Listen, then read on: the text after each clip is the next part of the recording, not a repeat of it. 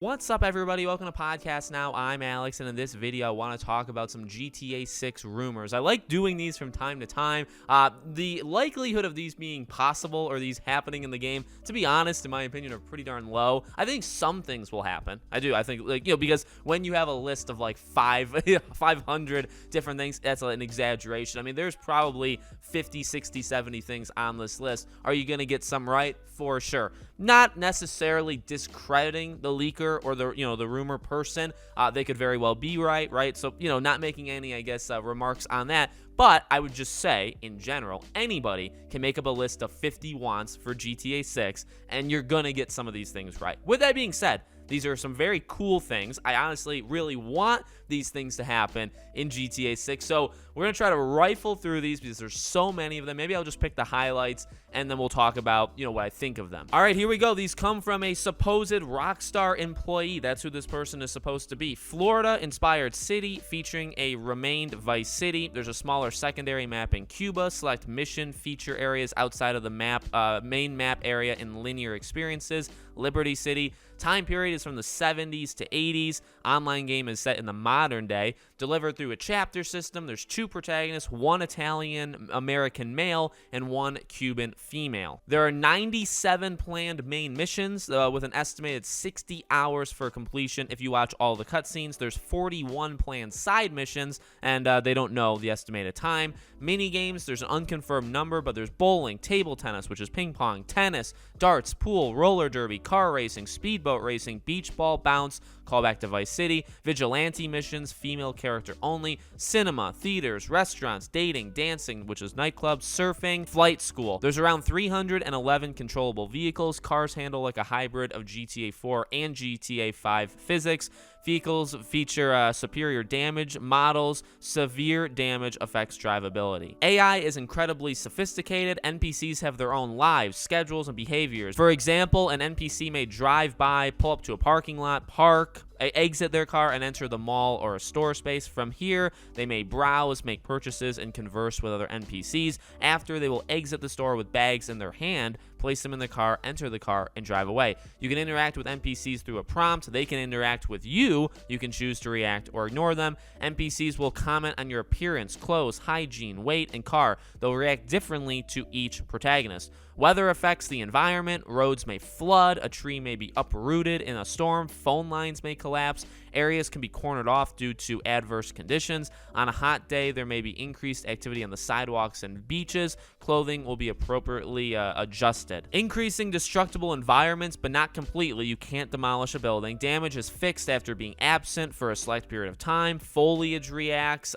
Dry grass, trees, and other foliage reacts to fire. Every building has destructible windows and glass falls accurately. The majority of interiors are enterable. Most of the enterable interiors have unique textures and asset placement. The customization of the protagonist's hair and facial hair for the male grows over time. Maintenance through shaving, showering, haircuts, and exercise will gain positive interactions. They can improve their physical physique through training at the gym, for example, judo or boxing. Consuming too much food too fast will cause weight gain. Multi-layered customization. A selected hairstyle can be further customized through altering placement of a hair.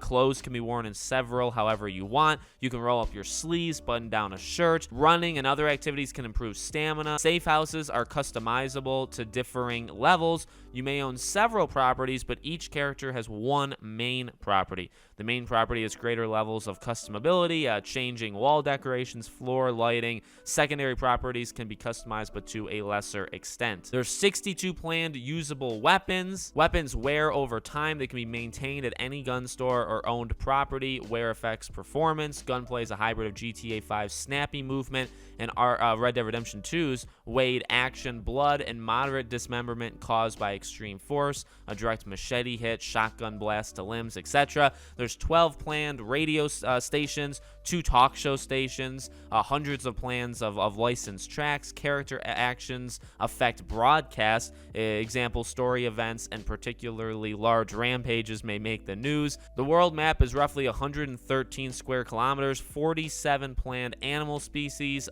Male protagonist's brother has a pet parakeet. There's a joke reference to Karate Kid. There's a hidden mission line that's activated after interacting with a handsome but odd man on a TV set. This is inspired by the serial killer, the Night Stalker. When traveling with a companion, they may change the radio station if they don't like your taste in music.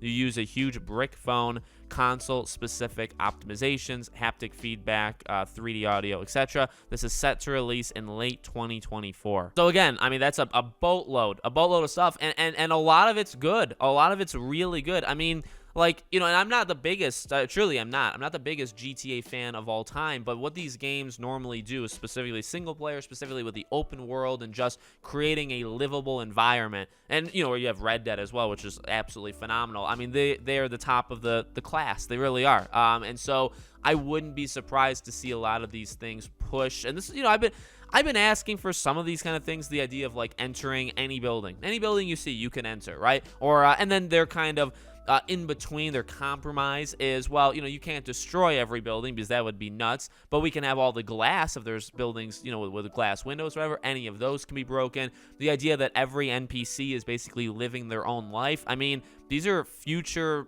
you know, things that push, and again, whether they're true or not, they're things, I guess, whether they're true or not, there are things I want to see at some point, right? And GTA/Red Dead is really that kind of sandbox where you're able to play with it. Let's see these characters just live lives, just doing things naturally, and they may do different things from each other.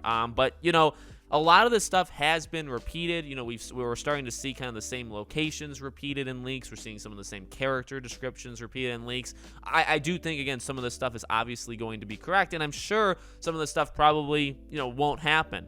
You know, I just think there's going to be some misses here. But regardless, I really like the idea of pretty much everything. I'm a big sucker for basically an open world that feels like it's literally a world where things are just happening, and you can just kind of live a life.